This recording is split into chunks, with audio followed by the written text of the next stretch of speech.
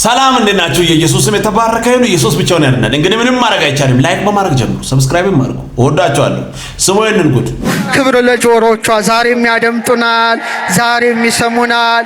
ሔዋንን እርግማን ገለባበጠችው። ክብር ለጆሮ ይሁንና አዎ ጸጋን የተመላሽ ደስተኛይቱ ሆይ ደስ ይበልሽ የሚልን ምስጋና የሰማች ከፍጥረታት ወገን እሷ ብቻ ናት። ከኦሪት ዘፍጥረት እስከ ዮሐንስ ራእይ ጸጋን የተመላሽ ተብሎ የተጠራችም ከማን በቀር የለችም? እስቲ ባንድ ላይ ኧረ ንገሩኝ። ከድንግል ማርያም በቀር የለችም። ስለዚህ የድንግል ማርያም ጆሮዎች ለመጀመሪያ ጊዜ ወንጌልን የሰሙ የሷ ጆሮዎች ናቸው። ወንጌል እንደኔ እንደዚህ ሜዳ ላይ ተቀምጠውን ህዝብ አይታችሁ የሆነ ነገር አልተሰማችሁ? አሜን ይላል፣ እልል ይላል። አያሳዝኑም? መጽሐፍ ቅዱስን አለማንበብና አለማወቅ ነው እንጂ እኮ ሰው ትክክለኛውን ነገር ይፈልጋል። ልክ የሆነ ነገር እኮ ይፈልጋል። ከፊት ያሉ ሰዎች እንዳያነቡ ከልክለው የራሳቸውን ነገር ሲናገሩ አሜን ብሎ እልል ብሎ ይቀበላሉ። ያሳዝናል። ይሄ ትውልድ መጽሐፍ ቅዱስን አንብቦ ቢሆን ኖሮ እኮ እንደዚህ ማንንም አይቀልድም፣ እንደዚህ ማንንም አይጮትም። የተሰቀለው ዋጋ የከፈለው ደሙን ያፈሰሰው ኢየሱስ ቁጭ ብሎ ሌላ ሲሰበክ አንብየው ማለት ይችል ነበር። ነገር ግን ቅዱሱን ቃል አላነበበም፣ አሜን ብሎ ይቀበላል። ያሳዝናል። የምር ያሳዝናል። የኢየሱስ ስም የተባረከ። ኢየሱስ ብቻውን ያድናል። ዛሬም ጆሮ ያለ ይስማ። ኢየሱስ ሕይወት ነው። ኑ ወደ ኢየሱስ። ከሱ ውጪ ሌላ መንገድ የለም። ተረት ገዳይ ነው። ስሙኝንም መጀመሪያ ማመን ነው አሉኝ። ጓልኩኝ ዋዝም ብሎ መረጃቱ ምንም ጥቅም የለውም ብዬ ጓገጭ አልኩኝ። ኧረ ይሁን ተሳስተሃል አሉኝ። ደግሞ መጣሁ ሌሎቹም ተሳስተሃል፣ ያመነ የተጠመቀ ይድናል፣ ያላመነ ይፈረድበታል ነው የሚለው። እንዴ ጥምቀት እኮ ከመዳን ጋር የተያዘ ነው። እንዴ ተው፣ አስቡልኝ፣ ቤተሰብ እያሰባችሁልኝ። እኔ ወንድማችሁ እንደዚህ ባልቀውስ 8 ወር የቀወስኩትን ሰው ከባድ ነው። እንደዚህ የምትሰሩ ሰዎች ረፉ። ብር ለኢየሱስ ይሁን። ኢየሱስ ያድናል። ተረት ገዳይ ነው። ሕይወት ኢየሱስ ነው። ምንም ማድረግ አይቻልም። ስሙኝንም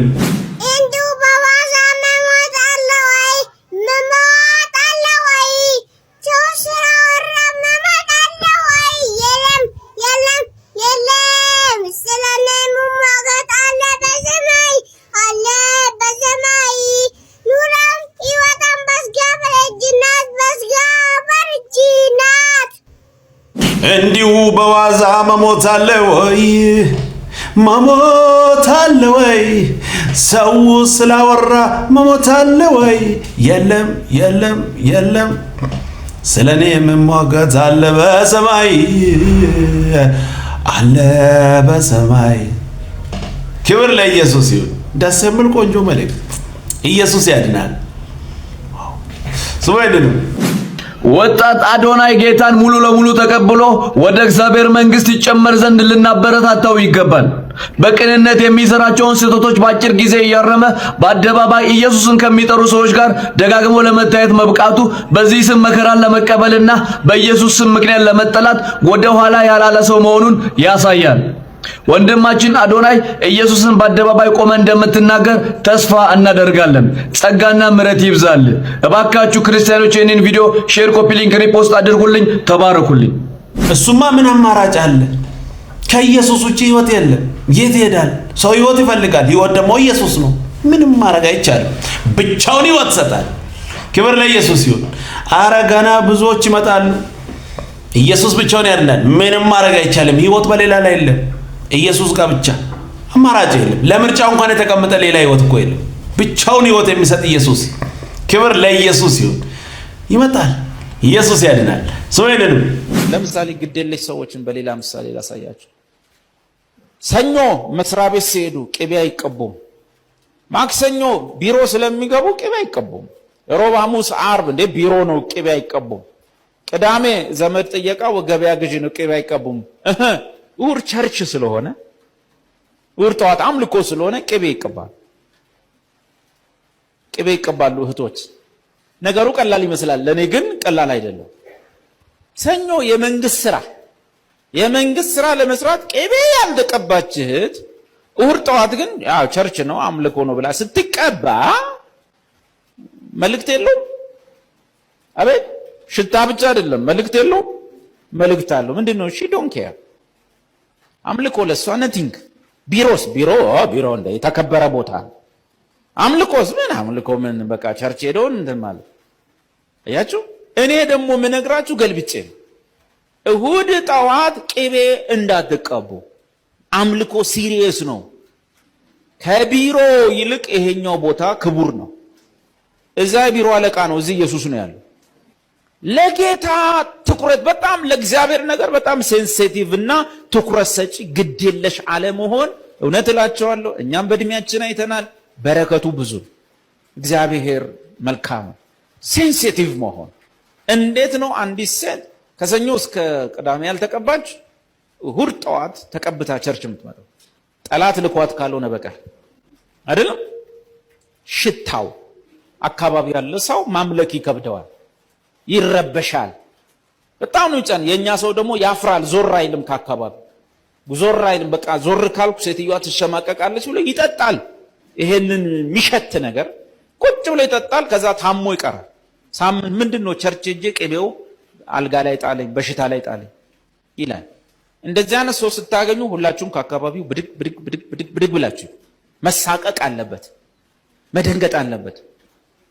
በፊት እንዳልኳችሁ ሴቶች የላይኛውን ቅቤ፣ ወንዶች የታችኛውን ቅቤ እሁድ ዕለት መጠንቀቅ ያስፈልጋል። ካልሲያችንን በደንብ ማጠብ አለብን። እሁድ ጠዋት ቸርች በእኛ ምክንያት ሰው ምን ዛሬ እንዴት በቃ ማምለክ አልቻልኩም ማለት የለበትም። ሁለቱ ቅቤዎች እሁድ ጠዋት መወገድ አለበት። ጸዳ ብለ ፕስ ብለ በቃ ያን ቀን ነው በቃ ንጹህ ሻወር ወስደ አዲስ ካልሲ አድርገ ጸዳ ብለ ሴትዮዋ ሴቶቹም እንደዛው በቃ ውብ ሆናችሁ ያልበዛ ሽቶ አንዳንድ ሽቶም አዙሮም ይጥላል፣ አስም የሚያስነሳል፣ ኢንፌክሽን የሚያመጣል። በቃ ጸዳ ብለ ኒት ሆነ ሞደስት የሆናችሁ እሁድ ጠዋት ይመጣል። ብትፈልጉ ቢሮ ስትገቡ መቀባት መብታችሁ ነው። ቸርች ግን የሕያው እግዚአብሔር ማህበር ነው። ይሄ ቆንጆ ምክር ነው። ሰምታችኋል። ክብር ለኢየሱስ ይሁን። ኢየሱስ ያድናል። ስሙኝንም ጌታ የኔ ጌታ ማራናታ ማራናታ ማራናታ ናፍቄያለሁ አይኔና የኔ ጌታ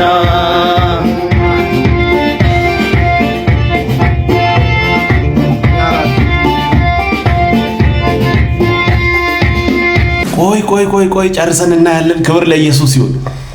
እስቲ ይሄንን እያያችሁ የሆነ ነገር አልተሰማችሁ? ክብር ለኢየሱስ ይሁን። ኢየሱስ አንተ ላይ እንደከበረ አተላና ጠላ አረቄ ወዳለበት ዞር ሳትል እንዲሁ በቃ እስከ እርጅና ከዛ በመጨረሻ እንዲዘምር አምር ግን አስባል እስከ እርጅና። ዋው! ክብር ለኢየሱስ ይሁን። ሐሳብ ሳትቀይሩ አረ ይሁን በኢየሱስ ስም። ኢየሱስ ያድናል። ስሙኝንም ብቻ ኢየሱስ ብቻውን ሕይወት ይሰጣል። ጌታ የኔ ጌታ ማራናታ ማራናታ ማራናታ ናፍቄያለሁ አይኔና የኔ ጌታ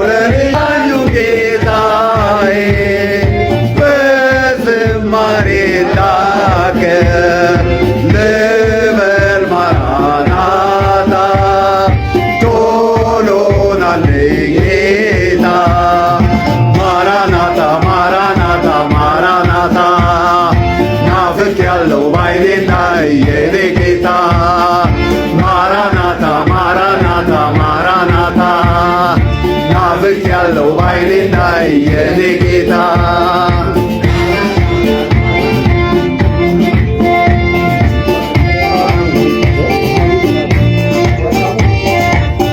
ክብር ሁሉ ለኢየሱስ ላዳነን ለመረጠን ለሱ ይሁን።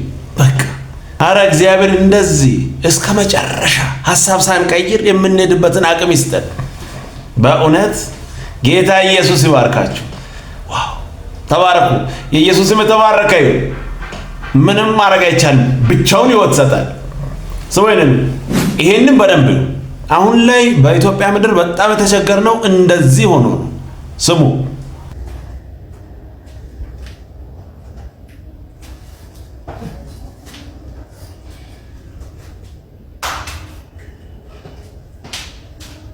በተለይ የታዋቂ ሰዎች ምናምን ጌታን ይቀበላሉ። የደቀ መዝሙርነት ትምህርት፣ የአገልግሎት ትምህርት ብዙ ነገር ዘለው እዛ አገልግሎት ላይ ከዛ በኋላ ውጤቱም ደግሞ እንደዚህ ነው። በሶሻል ሚዲያ ላይ እንዳየ ነው ተገልብጦ የማይሆን ነገር እየተናገሩ ይመጣሉ። እዚህ መሃል ላይ ብዙ ጥለው ያለፉት ነገር አለ። መሰራት መስተካከል ያለበት ነገር እያለ ዘሎ አለፉ በዝናቸው በቃ። እኛም ደግሞ ከስር ገብተን ሆይ እንላለን። ክብር ለኢየሱስ ይሁን። እግዚአብሔር ለእኛም ልብ ይስጠን። እንደው ታዋቂ ሰው ሲመጣ ሰማይ ላይ የተለየ ነፍስ እንዳለ ምናምን ነው የምናስበው። ለሁሉም እኩል ነው፣ ምንም የተለየ ነገር የለም። ከዛ ከስር እንገባለን። እነሱም ያችን ተማምነው ሄዶ እዛ ጋር ቁጭ ይላሉ። የሚያወሩት ነገር ሌላ፣ ሀሳብ ቀይሮ ይመጣሉ፣ ተገለባብጠው ይመጣሉ። ለሚመጡ ሰዎች ራሱ እንቅፋት ሆኖ ቁጭ ይላሉ። ይሄ ትክክለኛ ነገር ነው። ክብር ለኢየሱስ ይሁን። ኢየሱስ ብቻውን ያድናል። ምንም ማድረግ አይቻልም። ቀጣይ በሌላ እንገናኛለን። ሰብስክራይብ፣ ሼር፣ ላይክ ማድረጋችሁ እንዳትረሱ። ወዳችኋለሁ። ተባረኩ።